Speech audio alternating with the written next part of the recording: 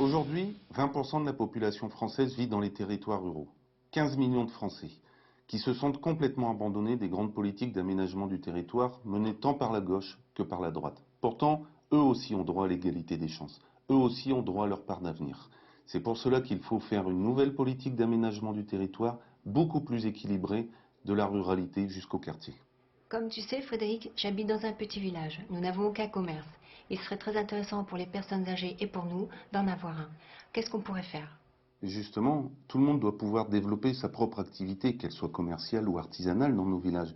Et je crois beaucoup justement à une aide fiscale ou sur les charges pour permettre aux jeunes notamment, mais aussi aux chômeurs par exemple, de se lancer dans une activité, de façon à les laisser s'installer durablement, de pouvoir travailler sans qu'on les assomme de charges, sans qu'on les assomme de paperasse administrative. C'est ça qui compte. Je crois que tout le monde, justement, peut avoir sa part de développement dans nos villages, dans nos terroirs, mais aussi dans les quartiers des villes. C'est très important parce qu'avec ce tissu économique, on permettra justement de fixer nos jeunes dans les territoires, dans les quartiers, aussi d'en attirer d'autres et justement de relancer un espace de vie dans les communes. Mais ça passe aussi par la présence des services publics. Qu'est-ce qu'on peut faire pour relancer l'économie à travers l'agriculture? Aujourd'hui, il y a beaucoup de jeunes qui veulent reprendre les exploitations. Qu'est-ce qu'on fait pour eux? Je crois que l'agriculture française a besoin d'être défendue, au lieu d'être sacrifiée au niveau de l'Europe, puisqu'on voit justement que malheureusement, avec l'élargissement de l'Union européenne, on a fait rentrer nos principaux concurrents agricoles. On voit également que l'Europe a décidé de sacrifier nos viticulteurs, puisqu'elle impose l'arrachage de centaines de milliers d'hectares. Elle américanise les produits et ça n'est pas bon du tout. Et on sent en plus la volonté de l'Europe de sacrifier aussi nos agriculteurs, leurs produits de qualité, sur l'autel de la concurrence mondiale. Et ça n'est pas bon. Le poids des charges pour la reprise des exploitations? Ça passe notamment par l'allègement de ces charges, mais aussi par la suppression des droits de succession à vocation économique. Mais ça n'est pas tout, parce que s'il y a besoin d'activité économique dans nos villages ou dans nos quartiers, ça passe également par le fait d'assurer une présence des services publics particulièrement forte dans nos tiroirs. Tout est lié. Tous nos services publics disparaissent en milieu rural, que ce soit la poste, l'équipement, les perceptions, les hôpitaux, tout disparaît. Qu'est-ce qu'on peut faire? Mais justement, c'est une question de courage politique et de volonté politique.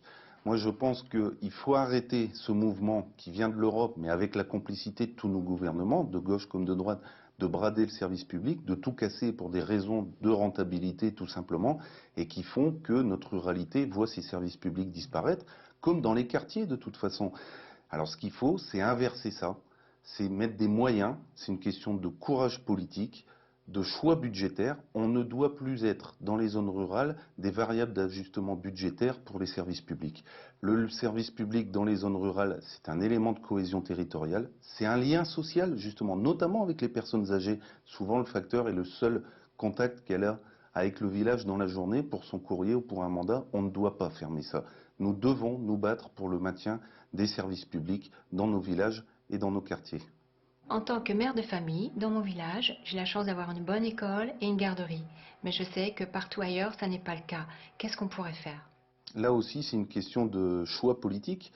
Il faut absolument donner justement à toutes les familles des moyens d'éduquer leurs enfants dans de bonnes conditions et à nos enfants d'avoir justement des perspectives pour l'avenir en termes de formation, qu'elles soient techniques d'ailleurs ou universitaires ou générales de toute façon.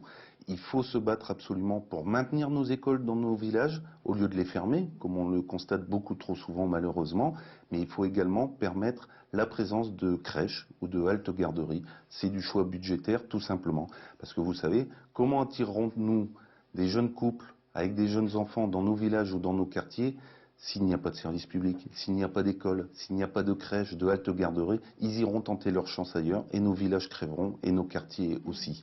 Donc inversons cette tendance-là, donnons l'égalité des chances à tous les Français. Avec CPNT, c'est possible. Dis-moi Fred, il n'y a pas que les problèmes des jeunes aussi en milieu rural. On a des problèmes de santé pour les personnes âgées, disparition des infirmières, disparition des médecins de campagne, disparition des hôpitaux. Qu'est-ce qu'on peut faire là aussi pour aider à la santé en milieu rural?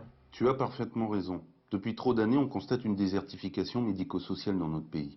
Et effectivement, on a des terroirs complets où il n'y a plus de médecins généralistes, plus d'infirmières, plus de dentistes, plus de kinés.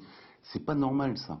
On ne peut pas laisser, par exemple, fermer tous les hôpitaux dans les zones rurales comme on le voit depuis une dizaine d'années. Alors pour ça, il faut inverser la tendance. se mettre ensemble avec les universités de médecine pour aider en prenant en charge par exemple les études de certains jeunes en échange d'une installation de plusieurs années dans les zones rurales. On peut demander la création d'antennes médico-sociales justement dans les cantons par exemple en mettant un ensemble de moyens à leur disposition pour que ça coûte moins cher, pour que les charges puissent baisser. C'est aussi un des enjeux de l'avenir. On avait l'un des meilleurs systèmes de santé au monde, il est en train de se déliter, on ne peut pas laisser faire ça.